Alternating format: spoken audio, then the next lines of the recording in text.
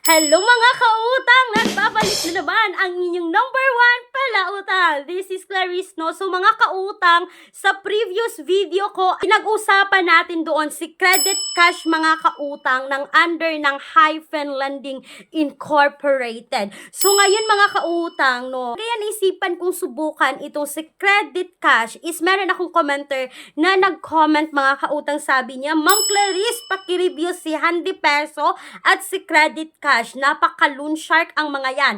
Harassment, kung anong-anong sinasabi kahit wala pang due. So ngayon mga kautang, no, nung ako po ay nag-apply kay Credit Cash is dalawang Credit Cash yung nakita ko sa Google Play Store. Ang isang Credit Cash mga kautang, no, is under po ng hyphen. Ito po yung at ayan po yung video ko na na-review na nasabi kong na auto-approve ako, na auto-approve ako mga kautang, na talagang kahit hindi ko ginuis, pumasok yung pera, no, na-disburse sa akin yung pera. So kung hindi nyo pa napanood itong previous video ko, is panoorin nyo rin mga kautang para ma-idea kayo dito sa nasabi kong loan application. So ito na nga mga kautang, no, since nasubukan ko yan, isinubukan ko rin itong si Credit Cash online loan app na under ng Microdot Lending Corporation. At yes mga kautang, sim talaga sila ng pangalan, no, itong si Credit Cash online loan app ng under ng hyphen at si Credit Cash online loan app ng Microdot Lending Corporation. Hello mga kautang, welcome back dito sa aking channel. This is Clarice, ang inyong number one.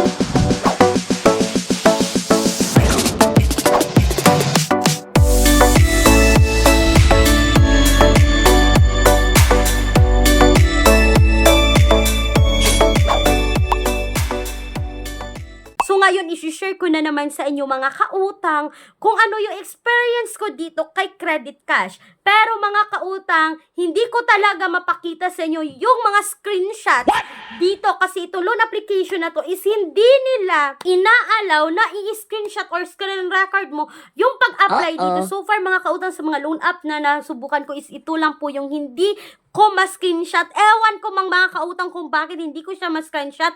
At ito na nga, no, mag-verbal na lang talaga tayo dito. Wala talaga ako mapakitang screenshots dito mga kautang. At ito na nga. Alam nyo mga kautang, na peran din ako ng 1,000 sa unang hiram dito kay Credit Cash na under ng Microdot Lending Corporation. Pero ito po ay 7 days lang mga kautang. Yes, you heard it right. At alam nyo ba, sa 1,500 lang yung ma-receive mo dito?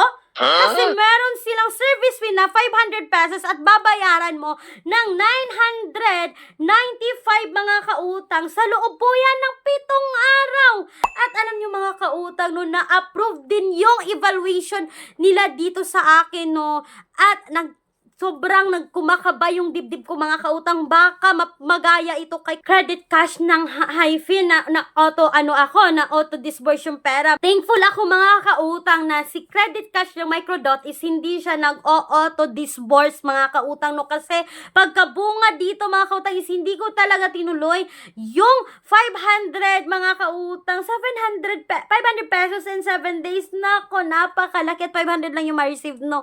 So mga kautang, please beware po ng dalawang Credit Cash na ito, like Credit Cash ng hyphen at Credit Cash ng Microdot Lending Corporation. Pero mas worst itong Microdot Lending mga kautang na Credit Cash kasi nga 500 yung ma-receive mo dito. Kaya wala lang talaga ako kasi hindi talaga siya pwedeng screenshot mga kautang, no.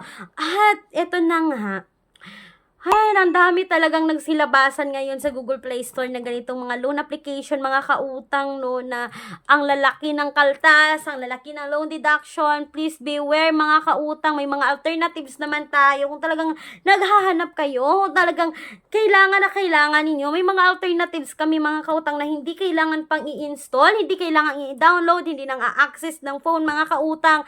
At pinaka ganda is hindi nang haharas. So ilalagay ko yung mga links sa description box or sa pen comment section ng video na ito. At para sa akin hindi siya recommended talaga. Kaya wag nyo na lang talagang subukan. Kasi kapag kayo ay na-approve dito, sobrang sakit ng ulo. Kagaya lamang ng previous video kung ito kay Credit Cash ng hyphen is na auto disburse yung pera kahit hindi po ako nakapag-get money dito. Kahit hindi ko clinic mga kautang is na auto disburse siya. So pag na-disburse na yung pera, sobrang laki na ng service fee. So, sana naman ako kukuha ng pambayad dito mga kautang. Kaya please, huwag nyo akong gayahin.